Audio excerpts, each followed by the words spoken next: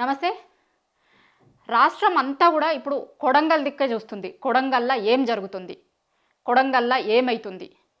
కొడంగల్ మామూలుగా సీఎం సొంత నియోజకవర్గం గదా! దానికోసం చూస్తున్నారా అటువైపు అని అనుకోకూర్రి. కొడంగల్‌లో జరుగుతున్నటువంటి ఫార్మా రైతుల అరెస్టుల గురించి ఇవాళ రాష్ట్రం అంతా కూడా అసలు ఏం జరుగుతుంది? లగచర్లలో ఏం జరుగుతుంది? కొడంగల్ నియోజకవర్గం ఉన్న లగచర్లలో అసలు ఏం జరుగుతుంది అనేటువంటిది రాష్ట్రంలో ఉన్నోళ్ళందరూ కూడా చూస్తున్నారు. ఎందుకంటే నిన్న అర్ధరాత్రి నుంచి రైతులందరినీ కూడా ఎక్కడికక్కడ అరెస్టులు చేస్తుర్రు. దాదాపు ఆ చుట్టుపక్కల ఊర్లలో లగచర్లకు సంబంధించి దుద్దెడ మండలంలో ఉన్న చాలా ఊర్లలో ఇంటర్నెట్లను కూడా బంద్ చేసిర్రు. 2 రోజుల నుంచి ఇంటర్నెట్ మొత్తం కూడా బంద్ చేసిర్రు. అసలు ఇంటర్నెట్ ఎప్పుడు బంద్ చేస్తారు? ఇంటర్నెట్ సౌకర్యాలు లేదంటే అసలు బయట ఏం జరుగుతుంది, మన పక్కూర్లో ఏం జరుగుతుంది అనేది ఈ ఊర్లకు తెలియవద్దు అనేంతగా ఏం జరుగుతుంది అసలు ఆ ఊర్లల్లో. దానికంటే ముందు అసలు ఏం జరుగుతుంది అనేటువంటిది ఒక్కసారి చెప్పుకుందాం. ఒక 2-3 రోజుల కిందట దుద్దెడ మండలం నుంచి దుద్దెడ మండలంలో ఉంది. దుద్దెడ మండలంలో ఉన్న లగచెర్లలో ఒక ఊర్లో కొంచెం ఊరికి దూరంగా గ్రామ సభ పెట్టిర్రు. దేనికోసం? ఫార్మాకి సంబంధించి ఫార్మా విలేజ్కి సంబంధించినటువంటి భూములపైన గ్రామ సభ పెట్టిర్రు. అయితే అక్కడ ఉన్నటువంటి రైతులకి వచ్చినటువంటి అధికారులకి కొంత ఘర్షణ, అంటే మేము భూములు ఇయ్యము అనేటువంటిది రైతులు ముందు నుంచి చెప్తుర్రు. సో రైతుల వర్షన్ ఏంటి అని తెలుసుకునేందుకు ప్రజాభిప్రాయ సేకరణకు వచ్చినప్పుడు కూడా వాళ్ళకి అదే మాట చెప్పిర్రు రైతులందరూ కూడా. కొంతమంది రైతులు దాన్ని బహిష్కరించారు. చాలా మంది రైతులు పోలేదు. దానికి పోకపోవడంతోనే అక్కడికి పోయినటువంటి కలెక్టర్ రైతుల దగ్గరికే పోదాము అని పోయినప్పుడు అక్కడ రైతులకి అదేవిధంగా వచ్చినటువంటి అధికారులకి కొంత ఒక ఘర్షణకి దారితీసింది. దాని తర్వాత సాయంత్రానికి, అంటే మధ్యాహ్నం సాయంత్రానికి అట్లా అదే కలెక్టర్ చెప్పిండు, నా మీద అసలు దాడి జరగలేదు, దాడి అని అనకండి, నా మీద ఎవరు దాడి చేయలేదు అనేటువంటిది సాక్షాత్తు ఆ ప్రోగ్రాంకి పోయినటువంటి కలెక్టరే చెప్పిండు, నా మీద దాడి జరగలేదని. అక్కడికి అయిపోతే రాత్రికి ఆ ఇన్సిడెంట్ జరిగిన తర్వాత రాత్రి నుంచి ఆ ఊర్లలో చుట్టుపక్కల ఊర్లలో ఉన్న వాళ్ళందరినీ కూడా రైతుల్ని మేము ఇంతమందిని ఐడెంటిఫై చేసినాం, వీళ్ళని ఐడెంటిఫై చేసినాం, వాళ్ళని ఐడెంటిఫై చేసినాము అని రాత్రి నుంచి అరెస్టుల పర్వాన్ని కొనసాగిస్తారు. ఎప్పుడు రాత్రి అనుకుంటారు? ఇది అర్ధరాత్రిలో 1ంటికి 2ంటికి ఊర్ల మీదకి వచ్చి కరెంటు తీసేసి అక్కడున్న చాలా మందితో మాట్లాడినప్పుడు నేను ఇప్పుడు ఆ విజువల్స్ కూడా ప్లే చేస్తాను. వాళ్ళు మాట్లాడినటువంటి బైట్స్ కూడా ఉన్నాయి మా దగ్గర. గ్రౌండ్ రిపోర్ట్కి మా రిపోర్టర్ పోయినప్పుడు చెప్తున్నారు, కరెంటు తీసేసి అర్ధరాత్రిలో కరెంటు తీసేసి ఇళ్ళ మీదకి వచ్చి డోర్లు బద్దలు కొట్టిరు. కొంతమంది అయితే డోర్లు బద్దలు కొట్టిరు, కొంతమంది డోర్లు తీయకపోతే, ఎందుకంటే రాత్రి కదా వచ్చింది పోలీసు వాళ్ళు అని వాళ్ళు ఎందుకు ఎక్స్పెక్ట్ చేస్తారు? ఎక్స్పెక్ట్ చేయరు కదా. రాత్రిలో వచ్చి డోర్లు కొడితే ఎవరు వచ్చిర్రో ఏమొచ్చిర్రో అనేది తెలియదు కదా. తెలియక డోర్లు తీయలేదు. కొంతమంది డోర్లు తీసిరు, కొంతమంది డోర్లు తీయకపోతే డోర్లు కూడా బద్దలు కొట్టిరట. డోర్లు బద్దలు కొట్టి లోపలికి పోయి లోపల ఉన్నటువంటి మొగోళ్ళని అందరినీ తీసుకొని పోయిరు. చాలామంది అంటే ఎంత దారుణంగా ఉందంటే వచ్చినటువంటి పోలీసు వాళ్ళు ఎక్కడ పడితే అక్కడ చేతులు వేసిర్రు అని కొంతమంది చెప్తారు. ఒక ఆమె ప్రెగ్నెంట్ లేడీ మాట్లాడింది. ఆ విజువల్స్ మీకు, ఆ బైట్స్ మీకు వినిపిస్తా. నేను హాస్పిటల్కి పోవాలి, రేపు మా ఆయన హాస్పిటల్కి తీసుకుపోతా అన్నాడు. అదే విషయం పోలీసు వాళ్ళకి చెప్తే పొద్దుగాలనే పంపించేస్తామని తీసుకొని పోయిర్రు. నేను ఇప్పుడు హాస్పిటల్కి పోవాలి, నన్ను హాస్పిటల్కి ఎవరు తీసుకుపోతారు అని అడుగుతుర్రు. అయితే రైతులందరూ కూడా ఫార్మాసిటీ విషయంలో ముందు నుంచి చెప్తారు, వాళ్ళు ఇయ్యాల కాదు. కాంగ్రెస్ పార్టీ గవర్నమెంట్ ఏర్పాటు చేసినప్పటి నుంచి కూడా రైతులు ఒక్కటే చెప్తారు, మేము ఎట్టి పరిస్థితుల్లో ఫార్మాసిటీకి భూములు ఇయ్యము అనేటువంటిది ముక్త కంఠంతో అనేక వేదికల మీద చెప్పిర్రు. వాళ్ళు ప్రభుత్వానికి అర్థమయ్యేటట్టు కూడా చెప్పిర్రు. అభివృద్ధికి మేము వ్యతిరేకం కాదు, వేరే రకమైన అభివృద్ధి చేసుకోర్రీ, యూనివర్సిటీలు పెట్టుర్రి కావాలంటే, లేదంటే మా పిల్లల చదువు కోసం కాలేజీలు తీసుకురారి, ఇంకేదన్నా పెట్టుర్రు, కానీ ఫార్మాసిటీకి మాత్రం మేము భూములు ఇయ్యము అంటుర్రు. ఎందుకంటే ఫార్మా కనుక మా దగ్గర వస్తే మా భవిష్యత్తే ప్రశ్నార్థకమవుతుంది. ఎవరైనా సరే ఎంత కష్టపడేదైనా పిల్లల కోసమే కష్టపడతారు. మా పిల్లల కోసం మేము కష్టపడి 1-2 ఎకరాలు సంపాదించుకొని కొన్ని ఏళ్ల నుంచి తాత ముత్తాతల నుంచి 1-2 ఎకరాలు వ్యవసాయం చేసుకుంటూ బతుకుతున్న మీద దానిపైన వ్యవసాయం చేసి బతుక్కుంటూ పిల్లల్ని చదివించుకుంటున్నాం. ఇప్పుడు ఆ భూమే ప్రభుత్వం గుంజుకుంటే కనుక మాకు ఏముండదు, పిల్లల్ని చదివించుకోలేము. ఒకవేళ కొంతమంది పిల్లలు కూడా అక్కడనే ఉండి వ్యవసాయం చేసుకునేటోళ్ళు అయితే కనుక మాకు అసలు భవిష్యత్తు ఉండదు కదా. ఇక్కడ ఫార్మా వస్తే కనుక మొత్తం కాలుష్యమయమైపోతుంది, మేము బతికేందుకు ఉండదు, ఏమీ ఉండదు, మొత్తం శ్మశానం అయిపోతుంది మా ఏరియా అంతా కూడా. ఎట్టి పరిస్థితుల్లో మేము భూములు ఇయ్యము అనేటువంటిది చాలా సందర్భాల్లో చెప్పిర్రు.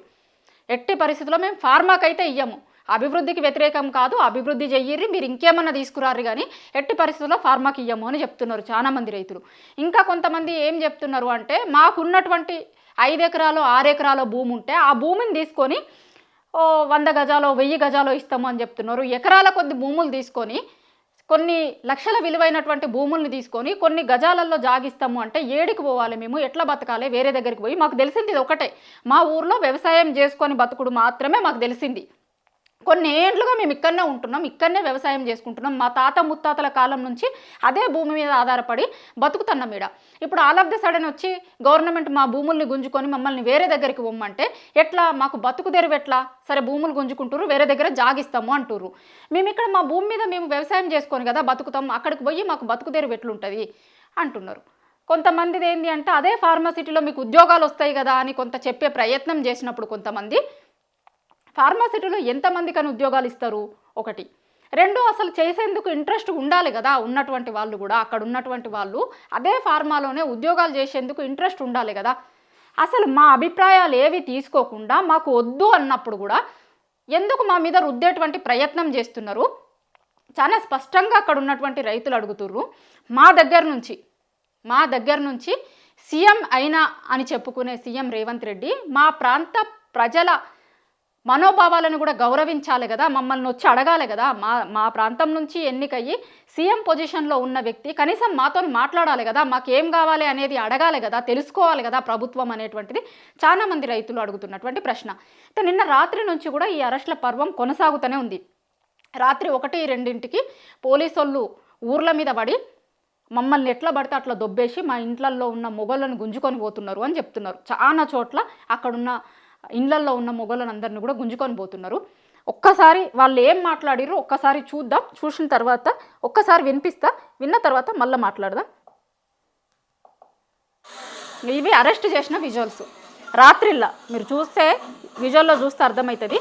రాత్రి 1-2ంటికి తండాలలోకి పోయి మనుషుల్ని తీసుకొని వచ్చిర్రు, ఇట్లా అరెస్ట్ చేసిర్రు వీళ్ళని. ఇదంతా రాత్రి 1-2 గంటలకి పోలీస్ స్టేషన్కి కాదు, ఇక్కడ హాస్పిటల్కి తీసుకొని పోయి చెకప్ చేయించి తీసుకొని పోయారు. మళ్ళీ ఆ విజువల్స్ ఇవి అరెస్ట్ చేసినటువంటి వాళ్ళది. వీళ్ళందరినీ అరెస్ట్ చేసి తీసుకొని వచ్చిర్రు.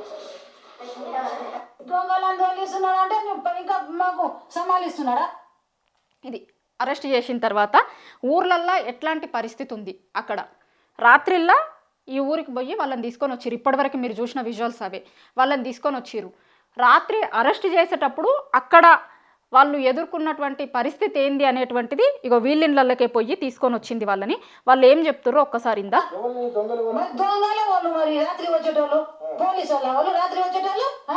రాత్రి వచ్చి మాకు నేను చెంబడికి పోయిన లంగాల రాత్రి ఒక్కదాన్ని ఉండ ఇంట్లో. నాకేమో నాకు 67 ఏళ్ళు ఉన్నాయి ఇప్పుడు. నేను అసలు నాకేమైతుంది నా పానం, నాకు ముందే బీపీ ఉన్నది. నేను చక్కర వచ్చి పడ్డా, వాళ్ళకి చూసే భయపడ్డా. ఇక నాకు గట్టి ఎవరు చూడాలి? రాత్రి మొగోళ్ళు వచ్చినప్పుడు కరెంట్ తీసి మొగోళ్ళు వచ్చినప్పుడు ఆడపిల్లలు ఏం పని చేస్తారు? ఏమైతారు ఆడపిల్లలు ఏం చేస్తారు? ఆడపిల్లలు అంటే కొట్టుకుంటామేమో అని మగ పిల్లలు వచ్చినా కొడతామా? మాట్లాడనిస్తలేరు మాకు. మాట్లాడితే ఇక పడతాయి చూడండి అంటున్నారు. ఏం మాట్లాడాలి? మా పువ్వులు మాకే. రాత్రి పూట పగులు అంటే పోట్లాడుతుంటివి. నైట్ 1 o'clock తీసుకో. ఇది రాత్రి వచ్చి 7:30 మీ వాళ్ళు అది ఇది అని చెప్తే కొంతమంది ఉన్నోళ్ళనేమో తీసుకొని పోయారు. లేకపోతే వాళ్ళు నిజంగానే మాకు ఇంట్లో లేరు అని చెప్తారు కదా, అసలు మాట్లాడనిస్తలేరు, పడతాయి మీకు అని అంటున్నారు. అంటే మా మీద కూడా కొట్టేందుకు వస్తారు అని చెప్తున్నారు. ఇగో ఈమె ప్రెగ్నెన్సీ లేడీ. మా ఆయన పొద్దుగాలు వచ్చి హాస్పిటల్కి తీసుకుపోవాలి, వచ్చినటువంటి పోలీసు వాళ్ళని అదే అడిగిన నేను, పొద్దున హాస్పిటల్కి పోవాలి ఇడిచిపెట్టుర్రి అంటే పొద్దుగాలు ఇడిచిపెడతామని చెప్పి తీసుకొని పోయిర్రు అని చెప్తుంది. ఒక్కసారి నుర్రి మా బాధ ఎట్లుందో. దౌర్జన్యం చేసిండ్రు సార్, ఎందుకు తీసుకోపోతుండ్రు? దేనికోసం తీసుకోపోతుండ్రు? ఇంతగానం దౌర్జన్యం ఎందుకు చేస్తుండ్రు? మేమేం తప్పు చేసినాం? మా పైన మీకు హక్కు ఏంది అని అడిగితే అవేమి రెస్పాన్స్ తీస్తలేరు సార్ పోలీస్ వాళ్ళు. ఏమన్నా చెప్తే ఏమో లాఠీలతో కొట్టిండ్రు. దర్వాజాలు కూడా దర్వాజాలని పలగొట్టిండు. మన బీరువాళ్ళని కూడా. నగల కోసం వచ్చిందా, డబ్బుల కోసం వదా? మా కోసం. హస్బెండ్ పోతే వైఫ్ ఒకదాన్ని ఇంట్లో ఏం చేస్తుంది? ఏం చేయలేదు కదా, తనకు కూడా తీసుకుపోవాలి. నేను కూడా వస్తా అని మస్తు బతిమాలాడిన. ప్రెగ్నెంట్, ఇప్పుడు ఫస్ట్ ప్రెగ్నెన్సీ, డెలివరీ టైం ఉంది. ఈ రోజు హాస్పిటల్ కి వెళ్ళాలి నేను. అసలు స్కానింగ్ కోసం వికారాబాద్ కి వెళ్ళాలి. మా ఆయన లేడు. నైట్ అలా చెప్తేమో మార్నింగ్ వరకు పంపిస్తాం మీ ఆయన కానీ చెప్పిండ్రు. మార్నింగ్ అయిపోయింది, మధ్యాహ్నం పంపిస్తామన్నారు. మధ్యాహ్నం అయిపోయింది. ఇంతకు మా ఆయన ఉన్నాడా లేడా అని నాకు డౌట్ వస్తుంది. చూసిరా ఆమె అడిగిన క్వశ్చన్ ఒకసారి చూస్తే, డెలివరీ టైం అట ఆమెకు. వాళ్ళ ఆయన తీసుకొని పోవాలి, ఇవాళ వికారాబాద్లో ఉండాలి, ఇవాళ వికారాబాద్లో స్కానింగ్ కోసం పోవాలి. ఇదంతా జరిగింది నిన్న రాత్రి తీసుకొని పోయిర్రు. మొన్న రాత్రి తీసుకొని పోయిర్రు. మేము నిన్న షూట్ చేసింది ఇది. షూట్ చేసే టైంకి ఆమె వికారాబాద్ హాస్పిటల్లో ఉండాలి, స్కానింగ్ కోసం పోవాలి, డెలివరీ టైం ఉంది. మా ఆయన్ని పోలీసు వాళ్ళు తీసుకొని పోయిర్రు. హాస్పిటల్కి ఎవరు తీసుకొని పోతారు, అసలు ఉన్నాడా లేడా అని అడుగుతుంది ఆమె అడిగిన దాంట్లో ఇంకొకటి లాస్ట్లో మీరు వింటే అసలు ఎక్కడున్నాడు అనేటువంటిది కూడా నాకు చెప్తలేరు, అసలు ఉన్నాడా లేదా అని అడుగుతుండే. ఒక్కొక్కరిది ఒక్కొక్క బాధ. ఇప్పుడు ఒక్కసారి చూడుర్రి, అంటే వాళ్ళు ఎట్లా పడితే అట్లా బిహేవ్ చేసిర్రు అని చెప్తుర్రు, ఎక్కడ పడితే అక్కడ ముట్టుకున్నారు, ఎట్లా పడితే అట్లా బిహేవ్ చేసిర్రు అని. నాకు మా యాడలే చిన్న కూడా పిల్లాడు అయితే ఆయన సన్ను కూడా తీసుకున్నాడు, సన్ను లంబడోడు పోలీసు ఆయన సన్ను కూడా తీసుకున్నాడు రాత్రి. నేను ఆడనే ఉండా, అది నా పోలీసోడు అది సన్ను వస్తున్నారు అని అంటున్నారు. ఇప్పుడు అంటున్నది నా కళ్ళు కాండాడు పోలీసు వాళ్ళు. ఏం జరిగింది సార్?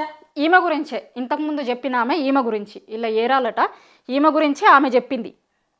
ఈమె మాటలలోనే వినుర్రి ఏం జరిగిందో. పోలీసులు వచ్చి ఎద్దమే నా సే చేసి దర్వాజా గుద్దిండు, దివాలు వేసి గోడకు నాకు అన్న బాబుకి ఎత్తుకుపోయినారు. మళ్ళీ పిల్లలు ఏం ఆడవాళ్ళు కనిపిస్తున్నారు వాళ్ళకు, ఏం లేదు. వాళ్ళ పొట్టల మీద చెల్లెలు లేరు, అమ్మలు లేరు అనుకొని ఇంత మబ్బు నాతి లైట్ తీసి అందరు వచ్చి ఇంట్లో వేసి దొబ్బేశారు.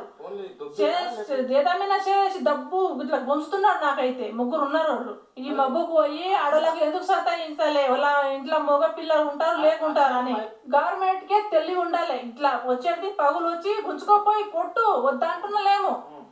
ఆడోళ్ళకు గుంజుకోపోయి నీకు ప్రాబ్లం ఉన్నాయి కదా, గప్పుగా ఇంట్లో ఉండేటోళ్ళకు లైట్ తీసి లోపల వచ్చి దొబ్బేది, దేదాల మీద చేసి దొబ్బేది, గుంజేది, గోడ గుద్దేది. ఏమైతుంది? మేము దొంగ ప్రయాణం చేసిన ఆడవాళ్ళు ఏం చేస్తారు? మగపిల్లలకు కొడతారా? ఇట్లా మహిళలకు చూడాలి. ఎవరు అపరిచయం అయిన ఉంటారు, ఎవరు నిలువసుకున్నటోళ్ళు ఉంటారు. గీదేమాటనా?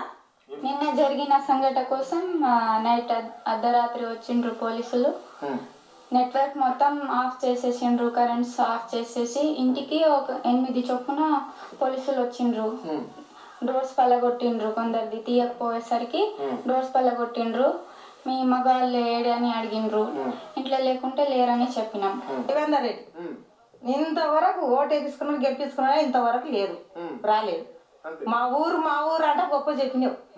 మీ ఊరు అనేది మీ ఊరికి వచ్చి ఏమన్నా చెప్పినావా మాకు? రేవంత్ రెడ్డి సార్కి చెప్తున్నాను, ఆ ఫార్మా కంపెనీ వద్దు. ఒకవేళ పెట్టాలని ఆలోచన వచ్చినా కూడా మమ్మల్ని చంపి ఇన్నే బొంద పెట్టి ఆ బొంద మీదనే కంపెనీ పెట్టాలి. అలా చెప్తుంది ఒక్కటే ముచ్చట. ఎట్టి పరిస్థితుల్లో మేము ఫార్మాకి భూములు ఇయ్యము. ఒకవేళ ఖచ్చితంగా పెట్టాలి అని గవర్నమెంట్ అనుకుంటే మమ్మల్ని చంపి మా బొంద మించెళ్ళే పెట్టుకోర్రి అని అంటుర్రు. ఈ అమ్మాయి చెప్పింది అదే. దీనికన్నా ముందు ఒక ఆమె మాట్లాడింది కదా, మా దగ్గర నుంచి గెలిచి సీఎం అయినా అని చెప్పుకునే వ్యక్తి, మా దగ్గర ఇంత బాధ ఉంటే మేము కదా ఓట్లేసి గెలిపించినాము, మా వల్ల రాష్ట్రానికి సీఎం అయినప్పుడు మా ప్రాంతానికి చాలా అభివృద్ధి చేస్తాడు, ఎన్నో తీసుకొస్తాడు, ఇండస్ట్రీస్ వస్తాయి, ఏదో వస్తాయి అని నేను కలలుగంటే అసలు మా ప్రాంతాన్ని మొత్తం కాలుష్యమయం చేయాలనుకుంటున్నాడు. ఇక్కడున్న చాలా ఊర్లు లేకుండానే చేయాలనుకుంటున్నాడు. ఫార్మా కనుక పెట్టినట్లయితే మాకు ఇబ్బంది అవుతుంది కదా. ఎవరు అడిగారు ఫార్మా? ఎవరు తెమ్మన్నారు ఫార్మా?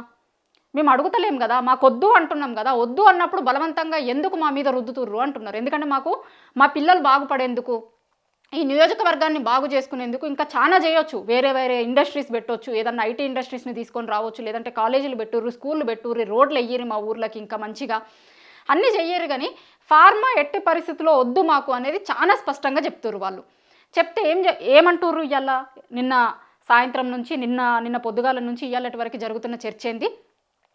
ఆ రైతుల చర్చ అనేది పక్కకు పోయి ఏం చెప్తుర్రు అంటే దాంట్లో బీఆర్ఎస్ పార్టీ వాళ్ళు ఉన్నారు, బీఆర్ఎస్ పార్టీ రైతులు ఉన్నారు. అట్లా అసలు రైతులు అనేటోళ్ళకి పార్టీలు ఉంటాయా? బీఆర్ఎస్ పార్టీ రైతులు, కాంగ్రెస్ పార్టీ రైతులు, బీజేపీ పార్టీ రైతులు ఉంటారా? రైతులే కదా వాళ్ళందరూ. మేము రైతులమని వాళ్ళే చెప్తుర్రు కదా. రైతులమని వాళ్ళే చెప్పినప్పుడు వాళ్ళకు ఒక పార్టీని ఎందుకు అంటగట్టుతున్నారు? రైతులని రైతులు చెప్తున్నారు, వాళ్ళ కుటుంబ సభ్యులు చెప్తున్నారు ఇది మాదే, అది మేము రైతులమే, మా భూములు ఇచ్చేందుకు మేము రెడీగా లేము అని చెప్తున్నారు. అయినా కూడా రాత్రిళ్ళ కరెంటు కట్ చేసి ఒక్కొక్క ఇంటికి 7-8 మంది పోలీసు వాళ్ళు వచ్చిర్రు అని చెప్తున్నారు. ఇందాక బయటలో మీరు చూసినప్పుడు ఒక్కొక్కరింటికి 7-8 మంది పోలీసు వాళ్ళు వచ్చిర్రు, కరెంటు తీసేసిర్రు, ఇంటర్నెట్ ఫెసిలిటీ తీసేసిర్రు, కరెంటు తీసేసి రాత్రిళ్ళల్లో వచ్చి డోర్లు దబా దబా కొడుతుర్రు. అసలు ఎవరు వచ్చింది పోలీసు వాళ్ళు అనుకోవాలన్నా దొంగలు అనుకోవాలన్నా? రాత్రిళ్ళలో అయితే దొంగలే వస్తారు, దొంగలు వచ్చిర్రేమో అని మేము డోర్లు తీయలేదు, కానీ పోలీసు వాళ్ళు వచ్చి ఇళ్ళకి లోపలికి వచ్చి అక్కడ ఉన్నటువంటి ఆడోళ్ళ మీద ఇంకా చెప్పేందుకు చాలామంది మీరు వినుంటారు దాంట్లో, అది మళ్ళీ నాకు రిపీట్ చేయడం కూడా ఇష్టం లేదు. ఎక్కడ పడితే అక్కడ ముట్టుకుంటున్నారు, ఎట్లా పడితే అట్లా బిహేవ్ చేసి ఇంట్లో ఉన్న మొగోళ్ళని తీసుకొని పోయిర్రు అని చెప్తున్నారు. వాళ్ళందరూ స్పష్టంగా చెప్తుంది ఒకటే, ఎట్టి పరిస్థితుల్లో మా భూములు ఇయ్యం, ఎట్టి పరిస్థితుల్లో ఇయ్యం మా భూములు, కావాలంటే ఇంకేదన్నా చెయ్యండి మా ప్రాంతానికి, కానీ ఎట్టి పరిస్థితుల్లో అక్కడ ఫార్మాసిటీ రానివ్వము అనేటువంటిది చాలా స్పష్టంగా చెప్తున్నారు. రైతులందరి తరపు నుంచి కూడా చెప్తున్నారు వాళ్ళందరూ. ప్రభుత్వం కూడా ఒక విషయాన్ని ఆలోచించుకోవాలి. ఎద్దు ఏడ్చిన వ్యవసాయం, రైతు ఏడ్చిన రాజ్యం బాగుపడదు అంటారు. ఇవాళ రైతులందరూ ఏడుస్తుర్రు. మీరు దేనికోసం ఎవరి అభివృద్ధి, ఎవరి ప్రాంతం అభివృద్ధి చెందుతుంది అని చెప్తుర్రో అదే ప్రాంతానికి సంబంధించిన రైతులు చెప్తుర్రు కదా, మాకు ఈ అభివృద్ధి వద్దు అంటుర్రు, మాకు ఈ ఫార్మాసిటీ వద్దు అంటుర్రు. ఖచ్చితంగా ప్రభుత్వం ఆలోచించుకోవాల్సినటువంటి అవసరం అయితే ఉంది. అట్లనే ఇంకో విషయాన్ని కూడా ప్రభుత్వం ఆలోచించాలి. రైతులకి దయచేసి రాజకీయ రంగు పులమకండి అని కూడా చెప్తున్నారు వాళ్ళు. మేమందరం రైతులం, పార్టీలకు అతీతంగా రైతులందరూ ముందుకొచ్చిర్రు, పార్టీలకు అతీతంగా మేమందరము ముందుకొచ్చి ప్రభుత్వాన్ని వేడుకుంటున్నాం, ఇక్కడి రైతులుగా మా పొట్టలు కొట్టొద్దు అని చెప్తున్నాం, ఎట్టి పరిస్థితుల్లో మా భూములను ఫార్మాసిటీకి ఇవ్వము అని చెప్తున్నాము అని చాలా స్పష్టంగా చెప్తున్నారు. ప్రభుత్వం కూడా ఒక్కసారి ఆలోచించుకోవాల్సినటువంటి అవసరం ఉంది.